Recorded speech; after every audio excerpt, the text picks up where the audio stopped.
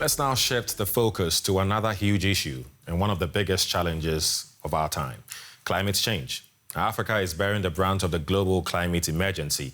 The UN says climate change threatens to expose over 100 million vulnerable Africans to droughts, floods, and extreme heat by 2030. One of the worst hit countries is Somalia. Almost 8 million people there, or about half the country's population, are facing crisis hunger levels. The most affected area is the Bay region in the south.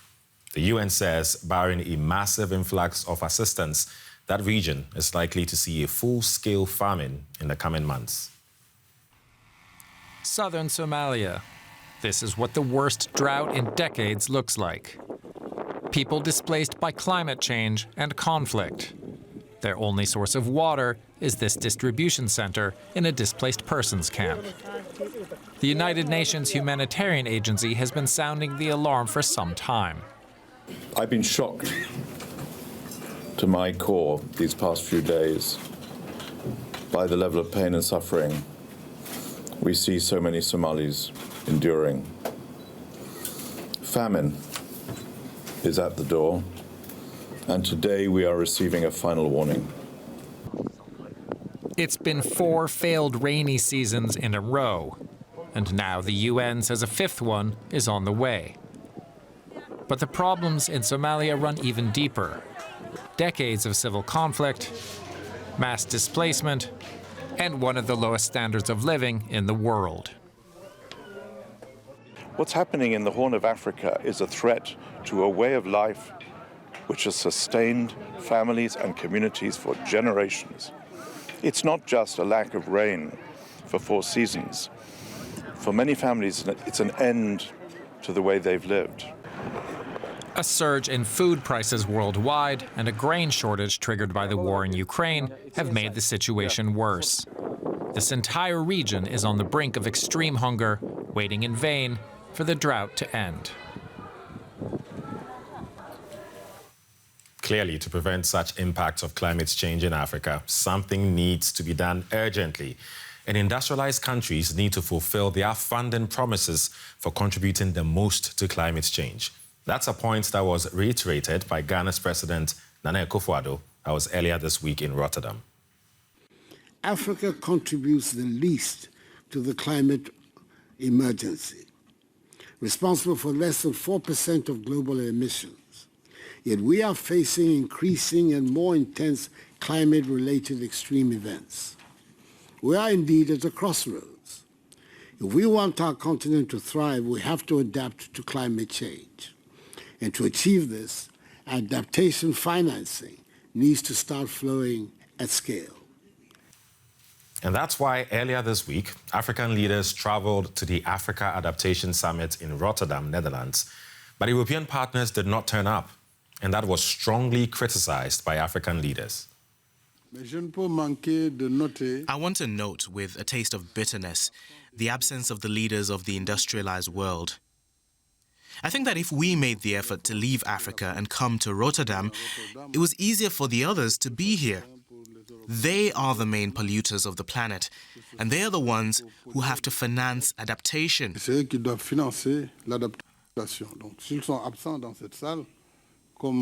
And as we've observed, the private sector, one of the main polluters, is also absent. That gives us a taste of unfinished business before even starting this meeting. I just had to express this disappointment. I would also like to deplore the absence of leaders of the industrialized nations, as well as the representatives of the private sector.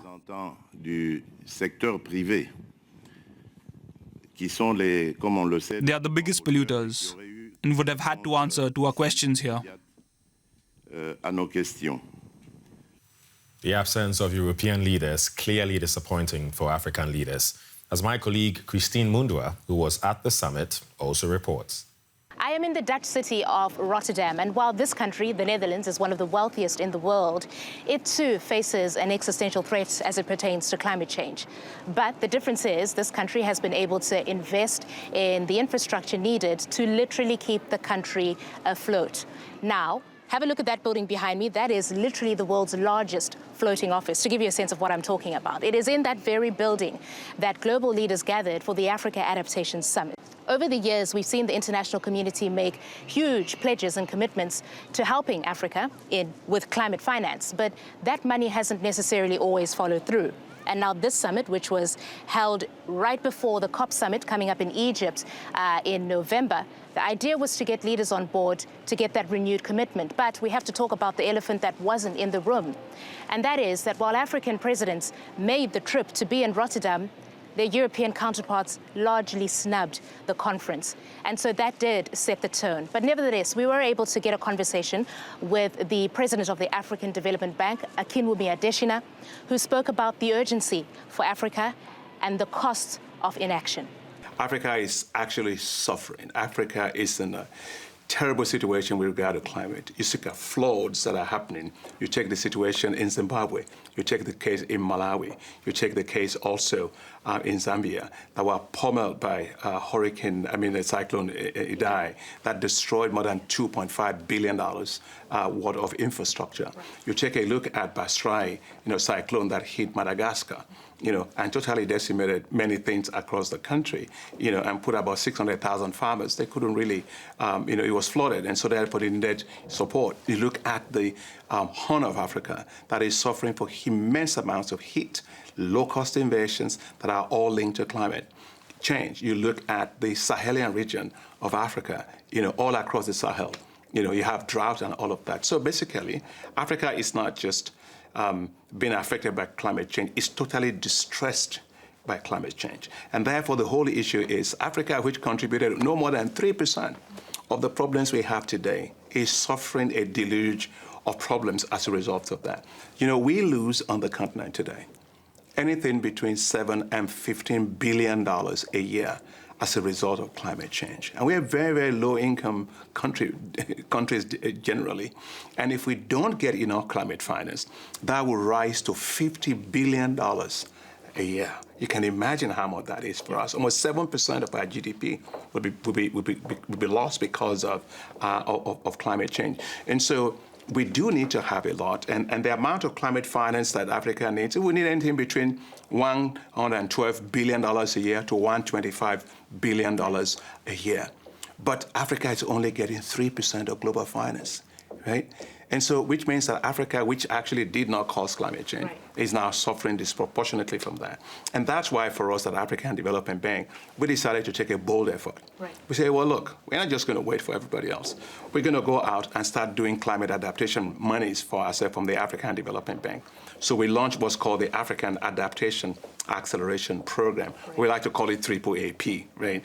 Okay. Much easier to remember. Exactly. Yeah, AAAP is pretty easier to remember. But what's the goal? We decided to mobilize $25 billion to support climate action for Africa, together with the Global Center on Adaptation.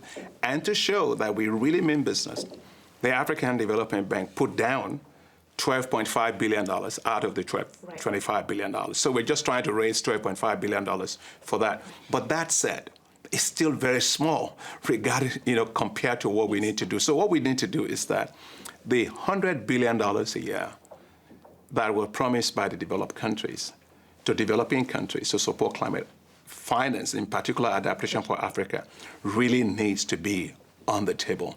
I like encouragement, which is good, but encouragement must translate into finance. Concretely, some of the money that you've talked about, that the bank, for example, has made investments on, can you tell us where this money is going and what is it actually doing? Okay, let me just take the case of agriculture, food security. We have a program that's called Technologies for African Agricultural Transformation. It's a platform that brings the highly performing technologies, climate-resilient technologies to farmers at scale. I don't like Mickey Mouse stuff. I don't like little stuff. I like big things. Africa is 1.4 billion people. We must be working at scale, and that's the scale at which we work at the African Development Bank. So, for example, take the case of wheat, okay? Wheat is a temperate crop, right? But we've been able to provide wheat varieties to African countries now that are heat-tolerant wheat varieties, which means they can grow in hot environments. So we provided that to Sudan in 2018. And Sudan in 2 years, was able to reduce its wheat import by 50% as a result of these heat-tolerant varieties. Take the case of Ethiopia. Now, just to give you a sense, we gave them 65,000 metric tons of seed. Now, I don't want to be technical, but let me just tell you what that is. So if you take an Airbus 380 aircraft, which is the largest... The big giant planes. The big giant planes, okay.